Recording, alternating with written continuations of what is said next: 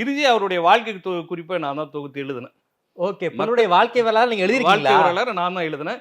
அது அந்த இதுல வந்து மக்கள் துணையோடு மரணத்தை வென்றேன்னு அந்த பேரு மட்டும் தான் தோடர்கள் வச்சுது. ஓகே.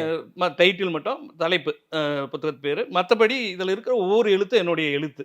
ஓகே. ஏன்னா நான் அந்த நேரத்துல நான் இப்போ இதை எப்படி வேணாலும் எழுதியிருக்கலாம். ம், ம், ம். நான் எப்படி எழுதியிருந்தாலும் புலவர் கலியபெருமாள் அனுமதிச்சிருப்பார். ஓகே. எனக்கு என்ன ஒரு சிக்கல் அப்ப புலவர் கலியபெருமாள் என்ற ஒரு தனிநபர் கிடையாது. ஒரு இயக்கம், ஒரு இயக்கத்தோட வரலாற்றோட தொடர்புடையவர். அவர் வாழ்க்கை ஒரு இயக்கமாக தான் இருந்தது. ஓகே. அதில் ஏதாவது தவறுகள் வந்துடக்கூடாது. அப்படி வந்தால் அது நம்ம மேலான விமர்சனமாக போயிடும். அப்படின்றதால நான் அதை தவிர்த்துட்டு அவர் ஒப்புதலோட நான் முழுக்க எழுதி இது சரியா இருக்கான்னு அதுக்கு பிறகு தான் அது பதிப்பிச்சு புத்தகமாக வந்திருக்கு. ஓகே. அதில் என்ன ஒரு சின்ன இதுன்னா புலவர் உடன் கூடவே இருந்து சொல்ல சொல்ல தோழர் வேடியப்பன் எழுதினார்ன்ற மட்டும் ஒரு பதிவு இருக்கும். ஓகே. ஆனால் இப்போ நிறைய சம்பவங்கள் அதே மாதிரி இறுதியில் இப்போ ஐயா புலவர் கலியபெருமாளுக்கும் வீரப்பனுக்கும் தொடர்பாளராக இருந்து அவர் அங்கே கொண்டு போனது. ஓ, வீரப்பனை சந்திப்பதற்கு நீங்க தான் ஒரு நாம காரணம். தான் அந்த தொடர்புகள்லாம் நாம தான் கூட இருந்தெல்லாம் பண்ணோம். அதனால நான் என் மேலே ஒரு ரொம்ப இதாக இருப்பார். கடைசியில் நம்மளால